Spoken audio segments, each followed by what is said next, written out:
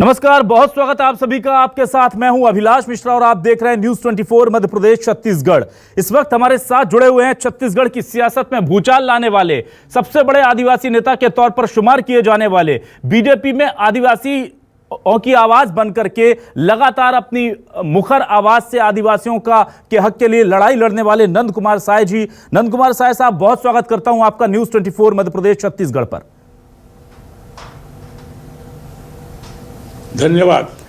नंद कुमार साय जी, आपने इतना लंबी पारी बीजेपी के साथ खेली, पार्टी के अंदर तमाम पद पर आप रहे, इतना लंबा सफर, इतना लंबा संघर्ष, ऐसी क्या वजह हो गई कि आपको पार्टी से अलविदा कहना पड़ा?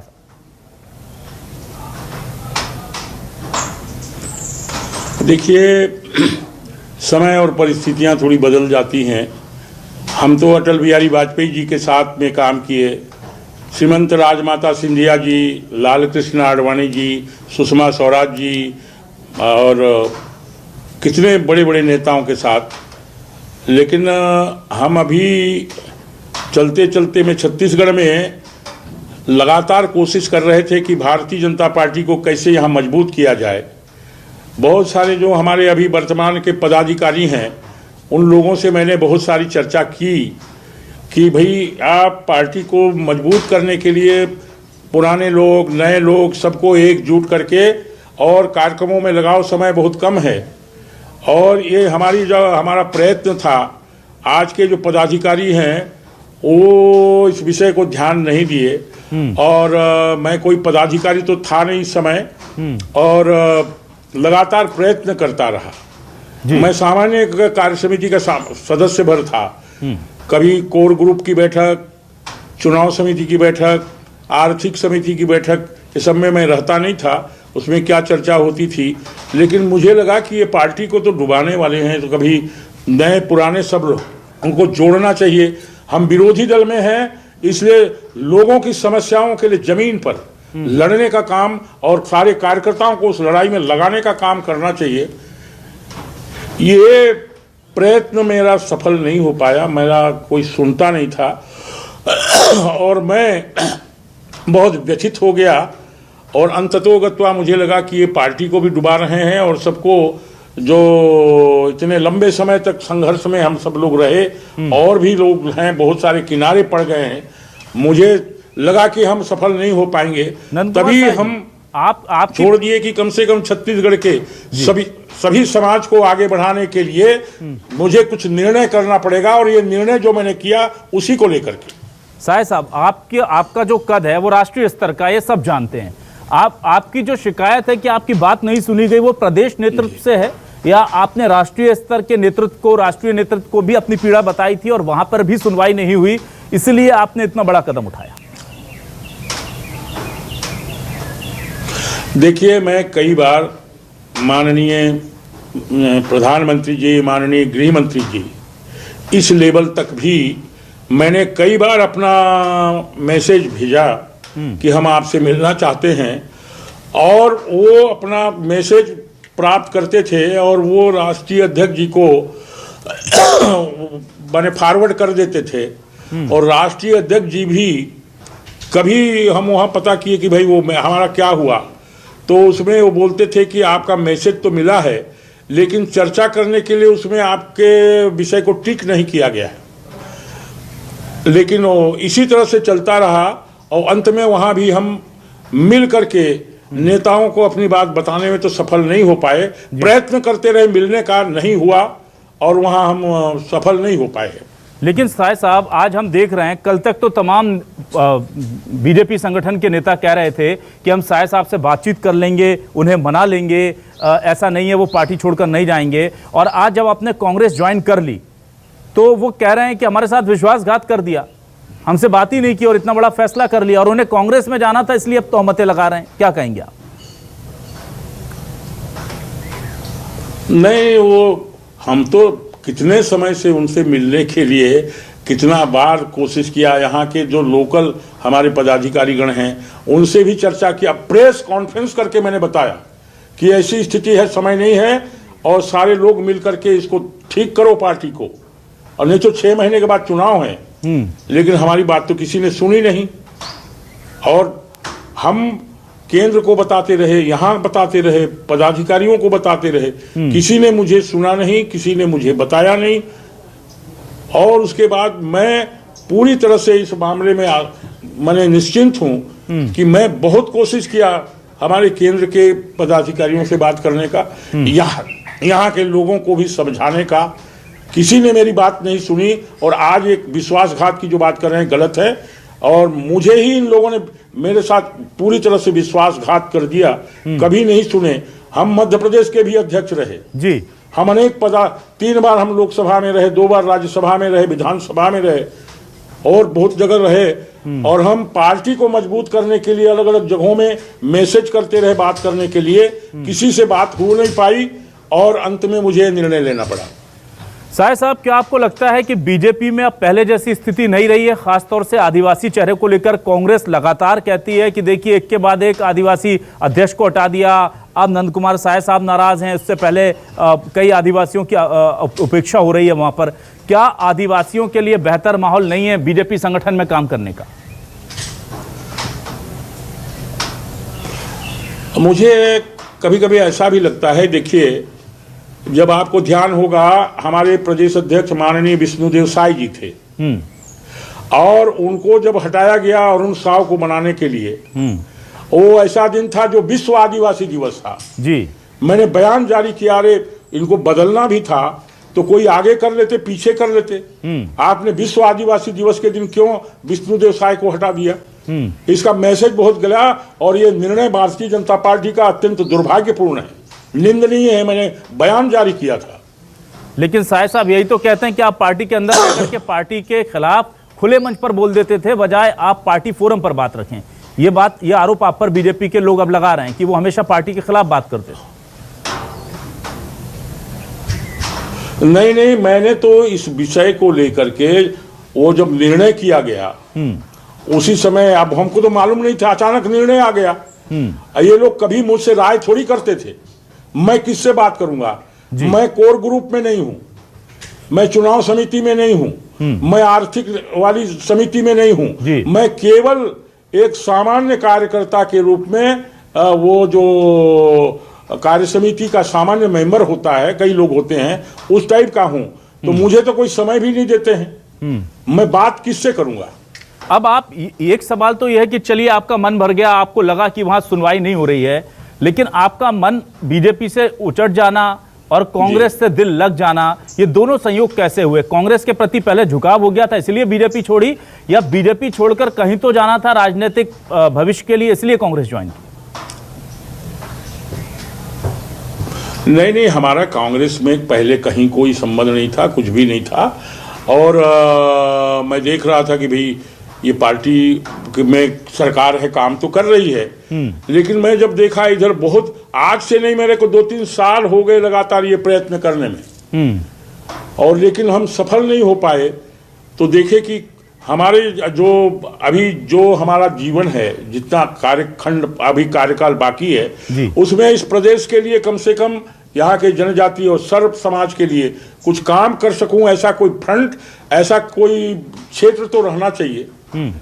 लेकिन ये कहीं नहीं दिखा। तो अंत में मैंने कांग्रेस से संपर्क किया और ये चर्चा की है बहुत कम, थोड़े दिनों से, और फिर ये बातें आगे बढ़ी और आज जो जिस रूप में है वो आगे आ गया। ये आखिरी निर्णय मैंने ये किया है, इसके पहले अपने भीतर में बहुत सारे प्रयत्न करते रहे। आगे क्या राजनीतिक महत्वाकांक्षा है? विधानसभा चुनाव, लोकसभा चुनाव, राज्यसभा की टिकट, संगठन में पद, क्या कांग्रेस से आपको उम्मीद है?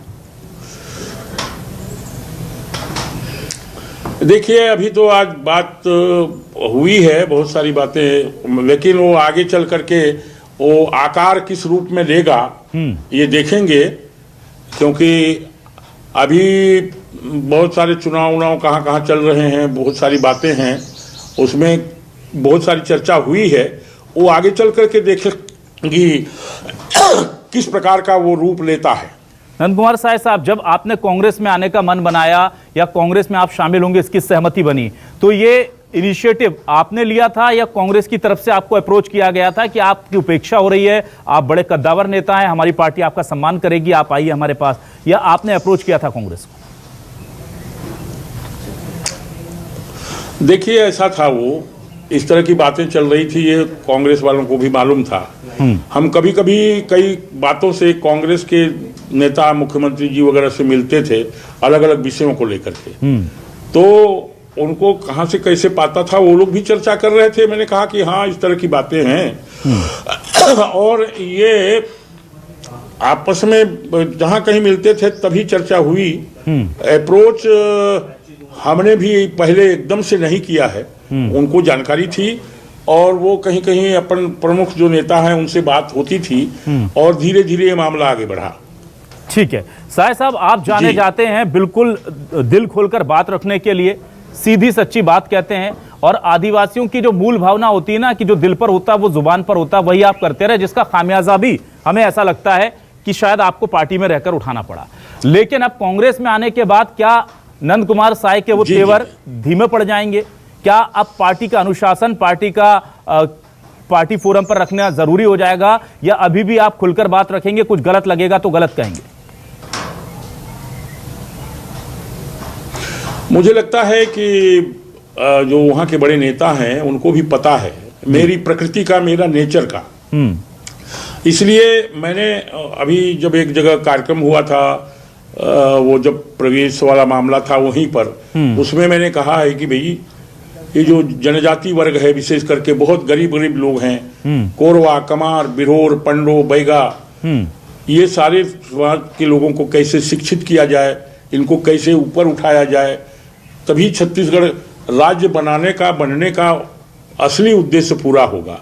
तो इस काम को सरकार को चाहिए कि पहले कैसे ठीक किया जाए, ट्राइबल डिपार्टमेंट इसको आगे बढ़ाए और भी जो सारे विषय हैं उसको धीरे धीरे करके, खास करके गरीब समाज को, वो चाहे किसी वर्ग का हो, ठीक है, उसको कैसे उठाया जाए, ये टॉप प्रायोरिटी में है। सरकार कुछ कुछ योजना बनाई है, कुछ कार्यक्रम कर भी रहे हैं, लेकिन उसको आगे बढ़ाने के लिए हमें उसको और भी गति देने की आवश्यकता होगी। मतलब आप खुलकर बात रखते रहेंगे पार्टी में? मैं समझता हूं सभी मिल करके इस बात को करेंगे। जी, खुल के बात होगी। जी, मैं नंद कुमार साय जी, एक बड़ी लंबी मांग थी आपकी आदिवासी मुख्यमंत्री की। बीजेपी में रहते हुए अगर कोई सबसे ज्यादा मुखर था इस मांग को लेकर के तो वो आप थे। कांग्रेस में आने के बाद आप ये मांग रखेंगे कि अब आदिवासी मुख्यमंत्री की छत्तीसगढ़ को दरकार है, या अब इस मांग को आप ठंडे बस्ते में डाल देंगे? देखिए, ये बात तो पहले से होती रही है, लेकिन ये निर्णय करने का काम जो है वो केंद्रीय लीडरशिप का रहता है, केंद्रीय संगठन का। पहले भी मैं इस बात को बोलता रहा हूं, लेकिन ये कभी संभव हो पाए तो अच्छा है। लेकिन इस समय चूंकि हम इसमें पहली बार आए हैं, इसमें तो आगे देखेंगे क्या क्या स्थिति बनी है, लेकिन बीजेपी में हम इस बात को रखते रहे। तो जिस तरह से बीजेपी में आप आगे क्या स्थिति बनती है, क्या संभावनाएं रहती हैं, उसको देखा जाएगा। जी, मैं आपसे ये जानना चाह रहा हूं, क्योंकि आप जब कांग्रेस में आए हैं तो ऐसे कई लोग हैं बीजेपी के अंदर जो खुद को असहज महसूस कर रहे हैं, खास तौर से वो लोग जो पहले बहुत ज्यादा सक्रिय थे, और हम देख रहे हैं कि कई कद्दावर नेता इस वक्त हाशिए पर हैं। क्या और भी लोगों के कांग्रेस में शामिल होने की संभावना है? क्योंकि जब कांग्रेस के लोगों को पता है कि आप नाराज चल रहे हैं पार्टी से, आप खुश नहीं है, तो आपके जो पार्टी के अंदर के लोग हैं, आप वरिष्ठ नेता हैं, सबको जानते हैं, सबके साथ बैठते हैं, सबका भरोसा है, क्या उन्होंने भी अपने दिल की बात आपसे की है कभी? नहीं, मेरे साथ में इस तरह का कोई भी नेता, कोई भी प्रमुख लोग नहीं कहे हैं मुझे साथ में, मेरी जानकारी में नहीं है। आपकी जानकारी में नहीं है? क्या आपको लगता है कि चुनाव से पहले बीजेपी से और बड़े नेता आ सकते हैं कांग्रेस? अभी तो मेरे को कुछ जानकारी, अंदाज भी नहीं है कहीं से कोई बात आज के बाद में शायद कहीं से कोई आएगी तो शायद आगे पता चले, अभी तक तो नहीं है। अच्छा, मैं एक चीज और जानना चाह रहा हूं साय साहब, मुझे ये बताइए कि कांग्रेस आदिवासियों को लेकर के लगातार काम करने का दावा करती है, बीजेपी आदिवासियों की अवहेलना का आरोप लगा रही है। क्या बस्तर में या बाकी जगह पर आपको लगता है कि आदिवासी जो हैं वो इस वक्त बहुत समृद्ध हैं, सुखी हैं, या कांग्रेस के शासनकाल में भी कहीं ना कहीं उनको आपको लग रहा है कि दिक्कतें हैं जिन्हें दूर किया जाना चाहिए?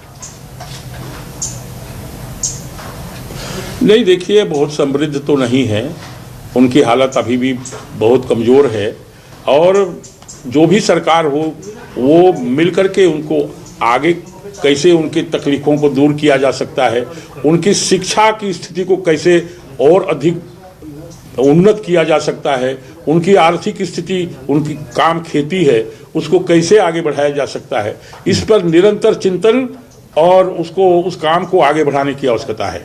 अभी उनकी हालत बहुत अच्छी आज भी नहीं है। सरकार कोशिश कर रही है अलग अलग तरीके से और कई योजनाएं बनाई है, लेकिन उसमें आगे निरंतर काम करने की आवश्यकता है। भूपेश बघेल के कामकाज और उनके व्यवहार को लेकर आप क्या कहेंगे, क्योंकि बहुत सख्त प्रशासक के तौर पर उनकी छवि है और खास तौर से ये कहा जाता है कि पार्टी में वो जो कहते हैं वही अंतिम बात होती है। क्या आप मानते हैं, इससे इत्तेफाक रखते हैं आप?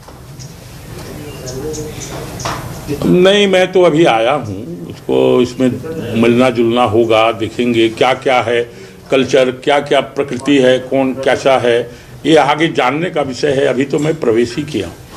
साहिब साहब, इतना बड़ा करियर छोड़कर आप आए हैं तो आपको लगा होगा, आपने बहुत चिंतन मनन किया होगा, क्या आपको लग रहा है कि ये जो बदलाव हुआ है आपके करियर का, ये ठीक है? क्योंकि अगर यहाँ पर आप सेटल नहीं हो पाते हैं, आपको चीज़ें पसंद नहीं आती हैं, तो फिर आगे क्या होगा? ये तमाम चीज़ें आपके दिमाग में रही होंगी।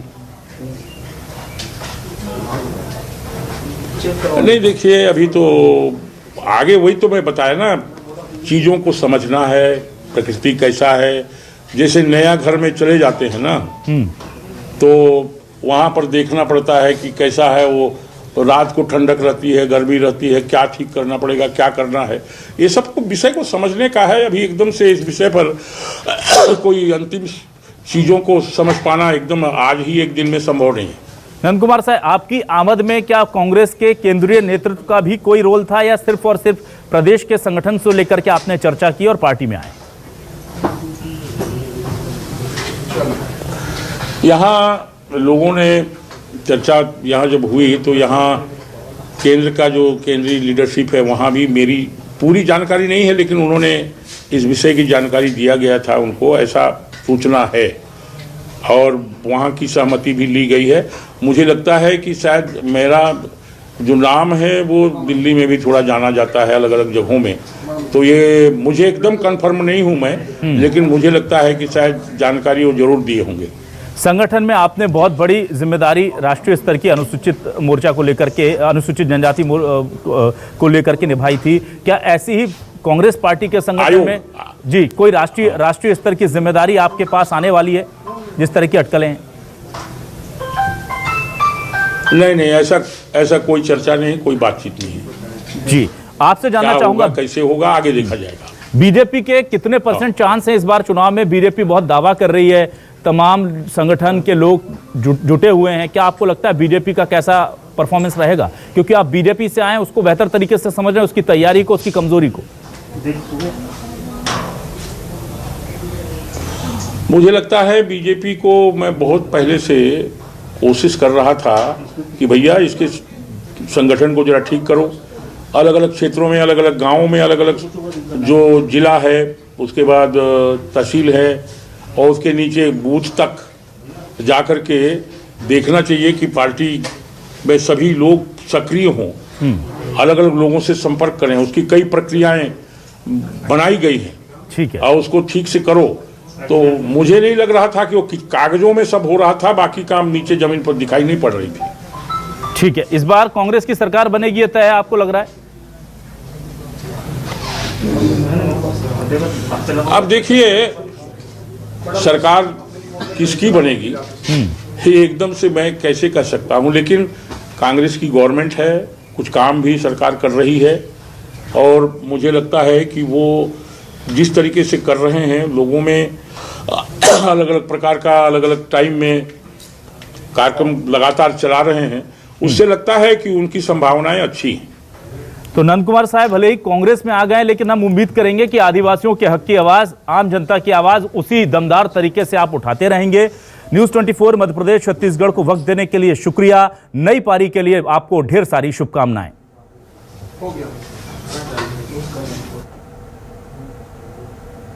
तो ये थे नंद कुमार साहब एक्सक्लूसिव, और सुना आपने किस तरह से उन्होंने दिल खोलकर हमसे बात की। फिलहाल इस खास चर्चा में बस इतना ही। नमस्कार।